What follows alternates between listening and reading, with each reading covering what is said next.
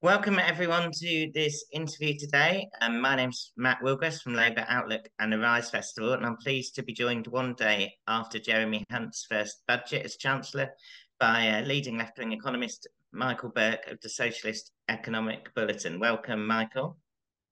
Thanks for having me. In terms of, let's start with the general and then get down to some more specifics. How would you sum up the budget presented by Jeremy Hunt yesterday, and also the rather rosy picture he seemed to try to paint of the current state of the British economy? Yeah, there was in terms of the budget itself, it was really just yet another austerity budget. I mean, with maybe one exception in 2014 to help the Tories get re-elected, we haven't really had anything else other than austerity since 2010. And this was very much in that category. The upbeat tone in a really long-winded speech was really misplaced. All he was actually saying was that statistically, the UK economy has avoided recession. But that's really neither here nor there to most people. And in fact, even to economists who tend to, get quite excited about this sort of stuff. The overall picture is that the UK economy is stagnating. So whether you have two back-to-back quarters of negative growth, which is the definition of recession, or you're going from plus 0.3 to 0 to minus 0.3 and back again, is really irrelevant. It's stagnating. In the January GDP data, the change from the year before in January 2022 was 0. So that's where we are. That's where we're going to stay for quite some considerable time. And in fact, of course, naturally enough, Jeremy Hunt didn't highlight the point that the OBR reduced its growth forecast for the British economy over the medium term. So actually, as far as they're concerned, the situation is getting worse, not better. And obviously, the big part of the context to the budget is the ongoing industrial action, especially around pay in the public sector. And we saw big strikes from PCS teachers and others yesterday. Yet it seemed from I watched the whole thing, it seemed like he didn't really address this topic of pay and especially public sector pay at all. And also that to a degree, Labour's front bench didn't really address the question either. No, I think there's an important thing to say about the whole situation if we take a step back. That is, as you know, he gave away quite a lot of money. He gave it away in all the places that any sort of progressive economic policy wouldn't. Really big chunk of money, 28 billion to companies to invest, which they won't because there's no evidence that tax rates affect levels of investment. A really big chunk of money, about 15 billion to on the fuel duty levy, which is essentially an encouragement to drive cars and therefore increase pollution and therefore get even further away from the net zero emissions target. And then another 11 billion for the Ministry of Defence. Now, it was only a few weeks ago that literally people like the Chancellor and other ministers were saying that there's no money left. You can't possibly have any public spending. There's no money for public sector pay. And actually, we should be clear, and I think it's quite important to state because it relates to lots of other things, is where the money came from. How did he manage this? And how he managed it was precisely by cutting public sector spending, including public sector pay. And what he's done is rather than try to combat inflation, he's taken advantage of it. So there's been restraint on public spending, including pay, and inflation has been let rip. At the same time, of course, the other side of the government's accounts, which is its receipts, benefit from inflation. So income tax receipts go up, self-assessment, VAT receipts, and others. So all of it is paid for on the back of ordinary people in worse public services and public sector workers paying twice because they're also getting screwed on real terms pay. So that's the first thing to say, is where this money comes from. But the second thing to say is that the spending priorities were just terrible. In terms of tax cuts for business to invest, well, Cameron and Osborne did this. It didn't work because investment isn't driven by post-tax levels of return. Investment is simply driven by whether you're going to make a return, whether you make profits.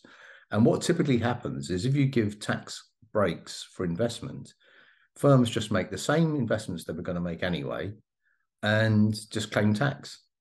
So all you've done is wasted, in this case, £28 billion. And the obvious thing is blindingly obvious is the government could have invested this money directly itself. Public sector investment will be 100% of what the government decides to do because the government is in charge of it. And it could have a really big effect on transforming the green economy, rebuilding infrastructure, tackling the crisis in our buildings in terms of schools and hospitals, as well as housing. So all of it was just, a terrible repetition of austerity in a new way. That brings me on quite nicely to one of my other questions, actually, which is you mentioned investment and the difference between investment and other forms. This is something that you've written about and commentated on for a number of years, the importance of investment to a sort of economic alternative. I wonder if you could outline for our viewers and readers why investment needs to be a sort of investment, not if you like, is element of the economic alternative that we should be putting forward on the left, and also what some examples of what that could mean in terms of concrete economic demands could be. Yeah, sure. I mean, because economists use jargon, like lots of professionals use jargon to exclude people rather than to explain to people, then terminology can be a bit of a turnoff. But actually, people get investment if they relate it to their own lives. When you take out a mortgage and buy a flat or a house, you're investing in yourself, you're investing in your housing. And you borrow to do that, but you assume that it will be worth the return on it.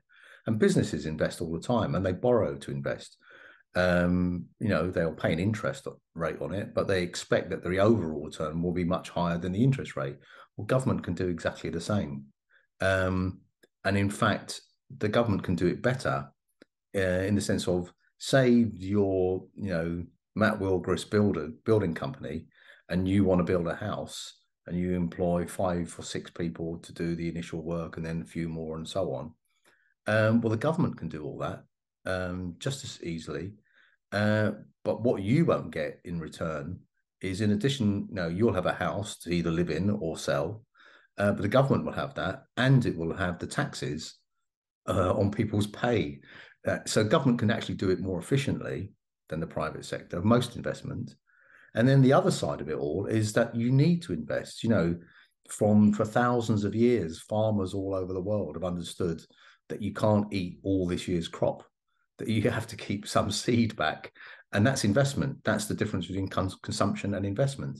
And the greater proportion of the yield in any given year that you can retain for investment, the bigger the yield will be next year, and you can actually grow consumption. Because the purpose, of course, of economic policy is supposed to be at least economic well-being, and that's achieved by growth in consumption. Firstly, basics, but going on to things that in some countries, unfortunately, is still regarded as luxuries for a lot of people. But if the money's available, why not? But in order to do that, you have to invest. It used to be in the Labour Party's constitution. The means of production. That's what investment is growing the means of production. And from that we produce. So that's why it's important. And that's why the failure to do it over at least a period of austerity has been disastrous, because you can't really grow the economy without investment. And you've sort of taken things wider again for our final question. Well, at the start of our discussion, you mentioned the reality of the economic situation in Britain, and to an extent beyond Britain as well, as we see the crisis in the States and elsewhere growing, and the dismal nature of the economic situation for ordinary people.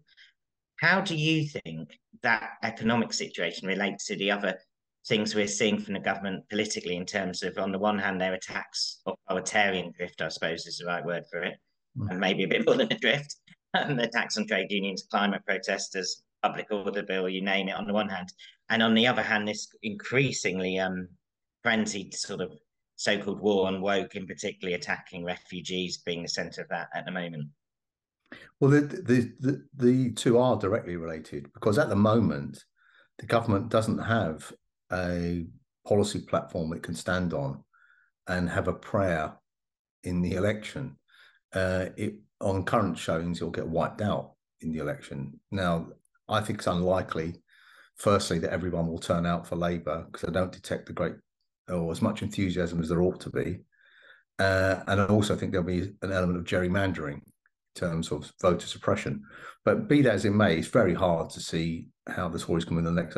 Their sole platform now is this anti-refugee vile stuff, which is designed to whip up racism.